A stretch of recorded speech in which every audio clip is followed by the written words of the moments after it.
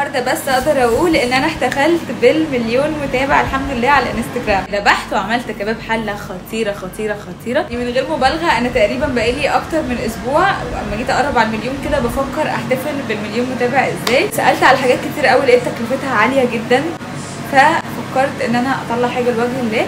طيب انت طالعه بتتفشخري ان انت بتطلعي حاجه لوجه الله؟ ابدا والله ابدا، ربنا يعلم نيتي وده يكفيني.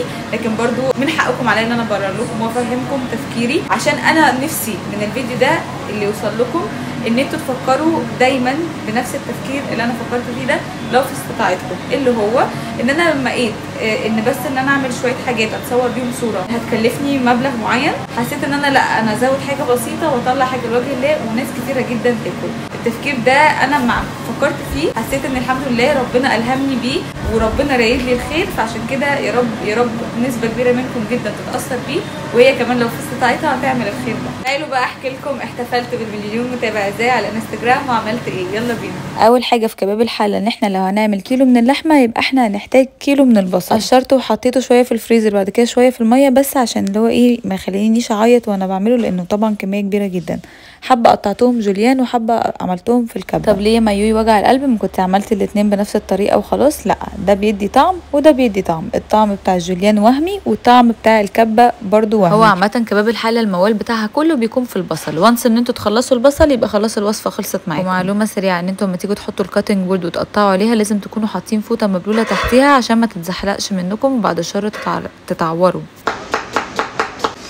نجيب بقى اللحمه بتاعتنا، واللحمه يا جماعه ما بتتغسلش، يعني من الجزار على النار على طول. ايه ده يميز ازاي؟ طب والدم اللي بينزل منها؟ لا، اللي فيها ده اصلا مش دم، ده الميوجلوبين اللي بيكون في اللحمه، اللي هو البروتين بتاع اللحمه، اللي هو لو انتوا غسلتوه انتوا وديتوا فايده اللحمه اصلا. طيب وازاي يا مي هناكله من ايد الجزار؟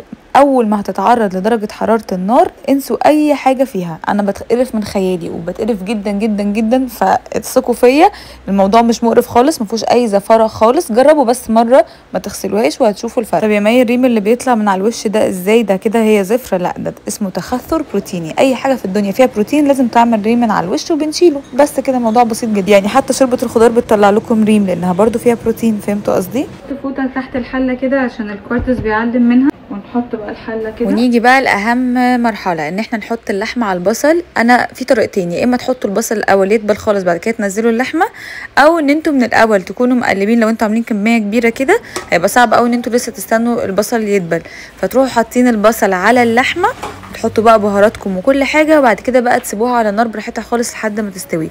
انا حطيت البصل الجوليان على البصل اللي كنت مقطعه في الكبه، وبعدين نزلت اللحمه بتاعتي اهي ما شاء الله، يعني جايه من الذبح على بق الناس باذن الله. بعدين بقى ايه اهم حاجه يا جماعه عندي؟ ان انا اقلب البصل مع اللحمه كويس جدا. يعني احنا دلوقتي لو عاملين كيلو من اللحمه لازم كل اللحمه تبقى متغطيه بالبصل، يعني زي ما قلت لكم كده. وبعدين بقى نروح منزلين بهارات، حبهان بقى كتير، ورق لورا كتير، او مش كتير. يعني لو انتوا عاملين كيلو يبقى مش كتير، انا قصدي عشان انا بس عامله الكميه دي كبيره. يعني نحط ملح وفلفل اسود وحبهان وورق لورا. انا زودت المره دي برده مرقه، مع ان دي لحمه دنيا هتطلع لي مرقه، بس قلت حاجه نعلي بيها برده الطعم. والحجوج حبيبي هو جه بقى شاركنا، هتبقى احلى لحمه دي اللي هو هيحط ايده فيها. نفسه في الاكل رهيب بابا والله بجد. بس طبعا مبدأ بابا في الاكل هو ما بيحبش يزود غير فلفل اسود بس على الفراخ واللحمه، وانتوا طبعا عارفين ان انا وارثه منه الموضوع ده، ما بزودش في البهارات. بس المره دي حطينا 7 بهارات ومرقه عشان ايه اللحمه طعمها يعلى ويعلى ويعلى.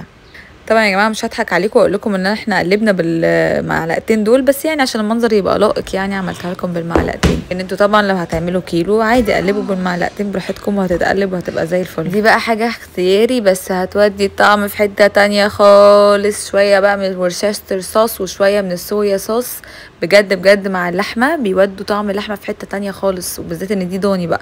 نزلت بقلب زبده قسمته نصين على الحلتين، كنت حاطه برده من تحت سمنه بلدي، فالاتنين مع بعض هيبقوا عاملين طعم حلو جدا.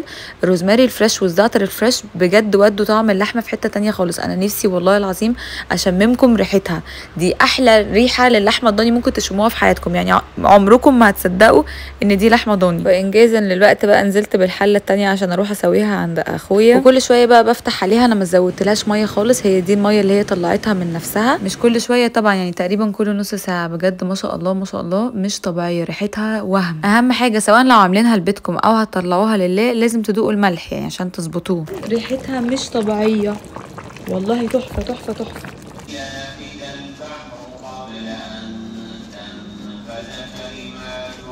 بنجيب رغيف واحد كده على بعضه عشان لحمه كباب الحله فيها بصل كتير، فعشان العيش ما يدوبش مننا لو احنا قاسمينه بالنص عشان يشبعهم برضو.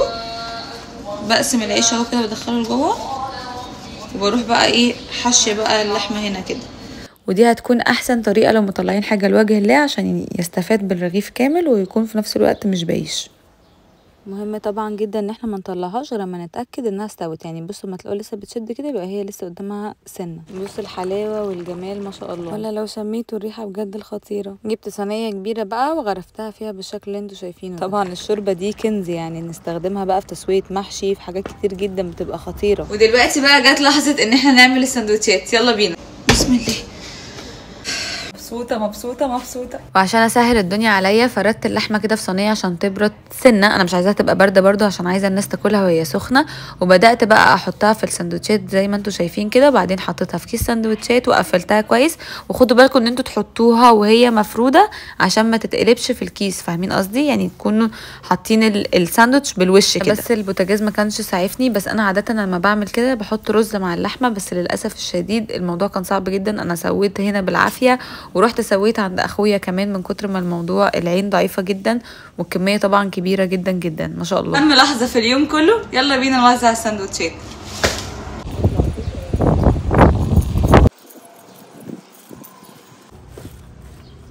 كل ربنا يخليك. تحية المنصورة لست كل. الله يخليك.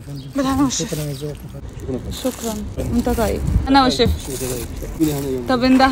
يلا بالهنا والشفا. يلا بالهنا والشفا. شفا وانت طيب. بالهنا والشفا. شكرا. كده خلصت. ربنا يتقبل مني ان شاء الله باذن الله. فرحانه جدا جدا من قلبي ان انا كنت سبب في ان انا النهارده افرح قلب اكتر من 300 شخص. استغليت الفلوس صح. الحمد لله الحمد لله الحمد لله. صحكم كده نصيحه، لما تيجوا تعملوا حاجه لوجه الله اتعبوا فيها قوي. يعني وجع رجلكم وانتوا واقفين ده حلو جدا، هيديكم ثواب كبير، احساسه اصلا حلو. تاني حاجه اخدموا الاكل اللي طالع لله ده، اخدموه قوي. يعني سمنه بلدي نوع كويس، زيت نوع كويس، قد مقدرتكم طبعا وقد استطاعتكم. يعني انا قصدي دايما اعملوا يا اما زي بيتكم بالظبط يا اما احسن. ممكن اسلق اللحمه وخلاص واوزعها واسمهم بياكلوا لحمه، لا انا عايزاهم يستمتعوا وهم بياكلوا لحمه. تقريبا ده احلى احساس ممكن تحسوه لما تحسوا ان انتوا اكلتوا حد نفسه ياكل الاكله دي واكلتها له وهي مخدومه وطعمها حلو قوي ويحلف بطعمها كده وهو يستمتع وهو بياكلها. ده تقريبا احلى احساس انا ممكن احسه في حياتي. الحمد لله. اللهم دامها نعمه واحفظها من الزوال، ويا رب يتقبل مني، ويا رب يا رب اللي يشوف الفيديو ده وفي مقدرته ويقدر يعني يساعد اللي حواليه يعمل كده. دوري كانفلونسر ان انا باثر على الناس، فزي ما باثر عليكم في اكل في لبس في اي حاجه، لازم برضو حاجه زي كده اوريكم طريقه تفكيري فيها كانت ازاي. بدل ما ادفع في شيء ما ألوفات، لا انا اذبح واكل ناس كتيره جدا وناس كتيره جدا تنبسط. ده هيبقى بالنسبه لي احسن كتير واحلى احتفال بالمليون، وان شاء الله ربنا يبارك لي اكتر ويزود لي المليون دول 10 و20 و30 باذن الله و100 كمان. واخر حاجه هقولها لكم، لكل مجتهد نصيب، لكل مجتهد نصيب، لكل مجتهد نصيب. كل ما هتجتهدي كل ما ربنا هيكرمك باذن الله وهيديكي من فضله يعني اللي ما تحلميش بيه.